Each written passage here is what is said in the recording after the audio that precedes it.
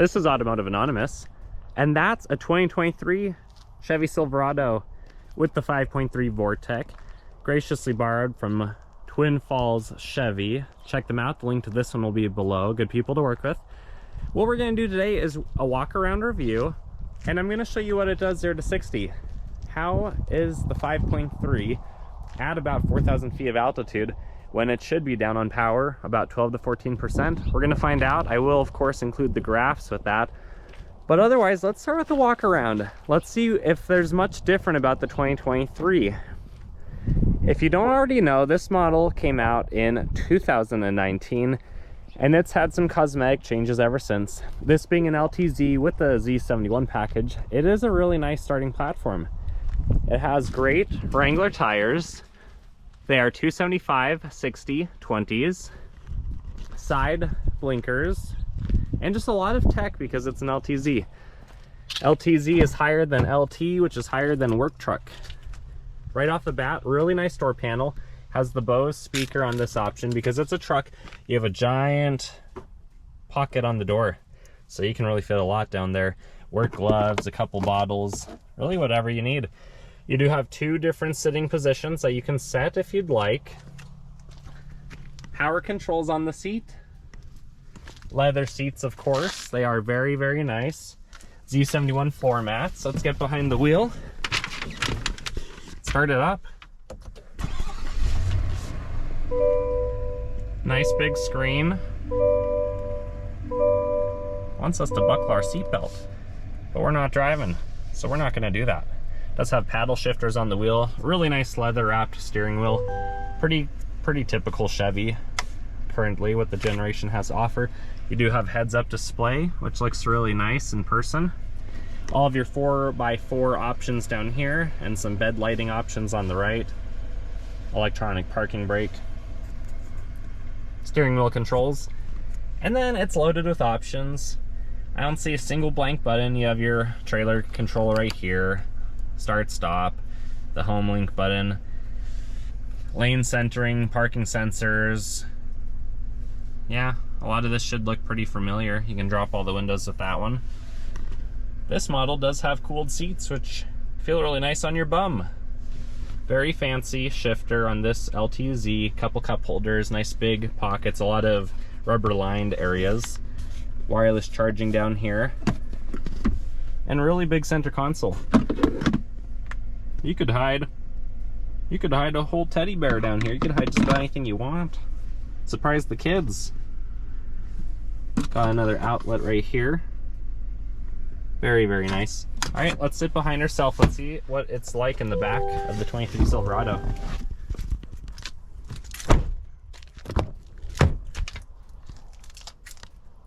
Door panel looks really nice. Big speaker on the back. You're missing a bottle holder, but you get roughly the same size overall cubby. One map pocket on the back of the driver's seat. Really nice leather seats back here. You can pop down the headrests. You can say hello to Mr. Spider. He wants in. Well, goodbye, Mr. Spider. Anyways, you have hidden storage right there. You tuck in the recovery strap. You can lift the whole 60/40 bench split and hide some stuff down here as well. And then sitting behind myself at 5'11", it's huge. I have plenty of room. Really good headroom. You do have 3 cup holders back here, so you and your fellow passenger on the right side can fight over who gets the middle. Maybe it could be a shared snack.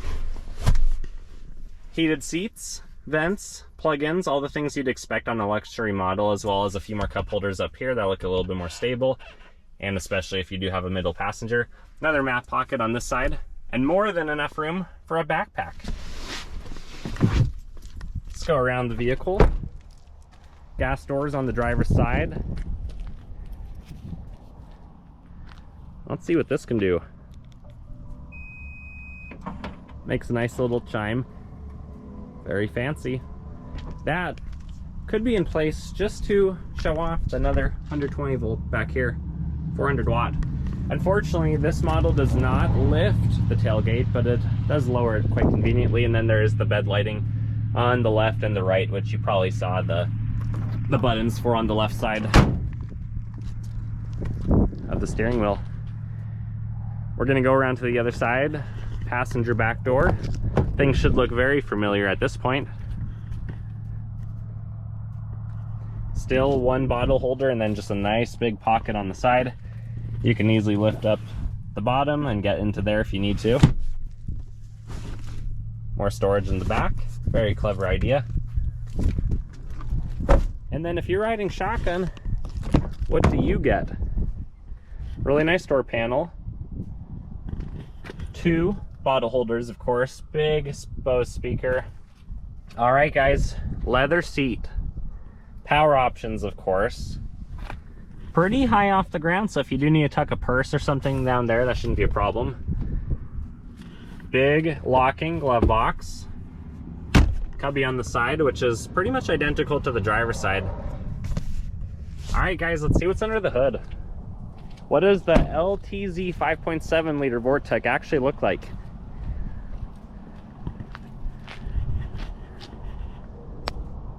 All right, and there it is. There's the 5.3 Vortec.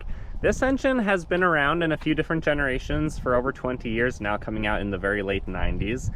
It's a bulletproof engine.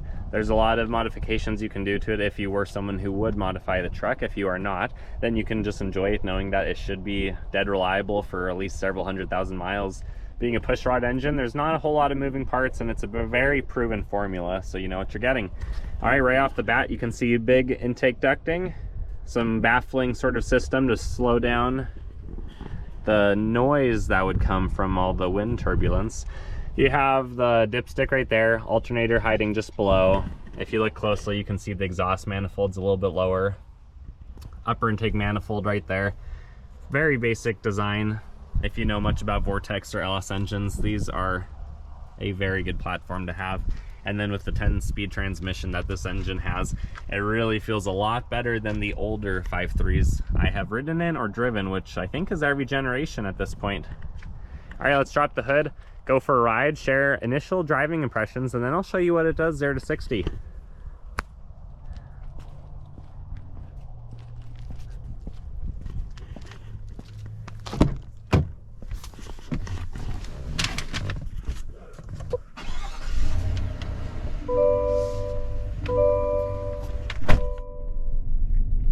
Starting out in the 23 Silverado, I think you can see visibility is excellent.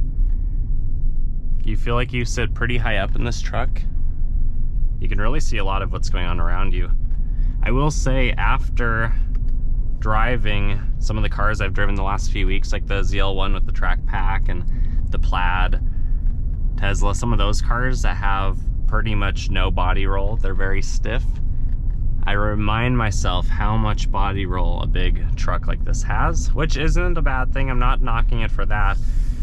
I'm just saying you can feel it. You know where the limits are. You know where you need to slow down to go around corners and when you need to let off the gas and when you need to get on the gas. It's just interesting. It's an interesting experience to go from a very tight handling sports car to a big truck. But with that said, look around. You guys can see it's a beautiful place to be.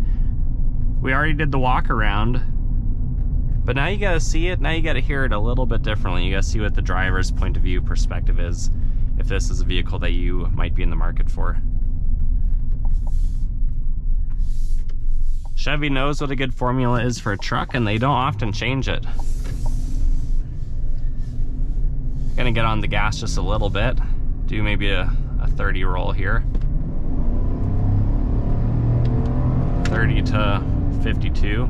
Not too bad. It has enough passing power. You'll see the 0 to 60 in just a minute. But this is a really good truck. It's really fun to drive, handles really well for what it is. You just have to remember that a full-size truck handles a lot different than a mid-sized, which handles a lot different than a car. But if this is the kind of vehicle you're in the market for, I strongly recommend you take a look at it. All right, guys, we're just about to the private road. Let's see what it does 0 to 60. 0 to 60 in the 2023 Silverado with the 5.3 liter Vortec. We're gonna do just a light rev and then we're gonna go. And then we'll do a second one that's purely off of idle. I'm not gonna rev it very high because it just wants to spin and brake tires loose, so here we go. Still some little spin.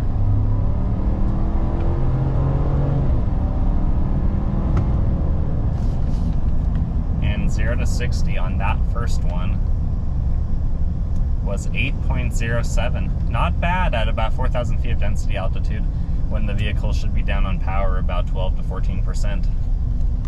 All right, here's the graph, and then we'll go to the off of idle acceleration.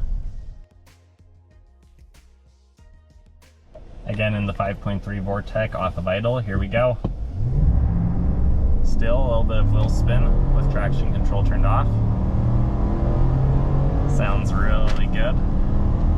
All right, 0 to 60 complete in 8.03. So I think because of the wheel spin, unless you're gonna launch in 4 high, it's roughly the same. Let me know what you think in the comments. How does it compare to the other engine offering?